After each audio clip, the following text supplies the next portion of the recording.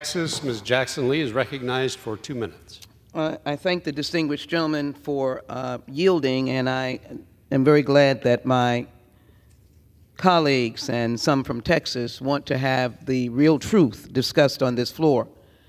The real truth is that President Biden does not have and has not fostered or encouraged open borders.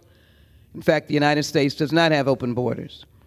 It would be truly an act of real leadership if Republicans would work with Democrats and the present administration to do as was done during the Reagan administration when, yes, whether you agreed or disagreed, immigration laws were passed.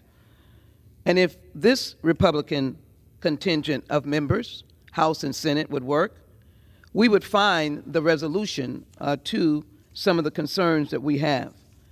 It is very clear that the impeachment of Secretary Mayorkas is not a solution. The present resolution that we have is not a solution. Today, there are approximately 38,000 people in immigration detention, which is 4,000 more than what DHS is funded for. And people without facts don't realize, somewhat similar to Trump. Many of us are concerned about due process rights. But when accusations are made about one party is better than another, that is not true. And, of course, there were those removed under Title 42, and the Biden administration did that when that law was in place. The total is nearly equivalent to the number of people removed in all of fiscal 2019 in the past administration. But this administration wants to put forward reasonable and effective legislation so that we will get an additional 1,300 Border Patrol agents, 375 immigration judges, 1,600 asylum officers to speed up processing of asylum claims, 1,000 CBP officers, new detection technology for ports of entry, additional investigative capabilities to combat fentanyl trafficking. And Gentlelady, an additional 1 minute. Ladies recognized for 1 minute. And quickly, fentanyl is not an immigration issue. It's a criminal issue. It's a crime issue. It's where we have to come together with our law enforcement across America.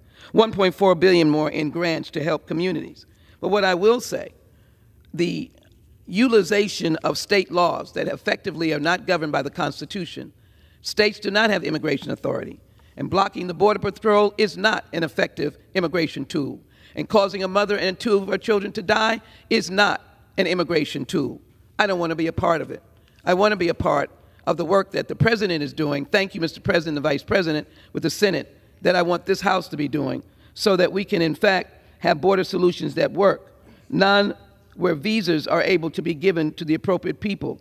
Limiting or removing parole does not work. 8.3 million relatives of U.S. citizens and legal residents awaiting a green card. That does not work. Restricting immigration parole is a lose-lose situation.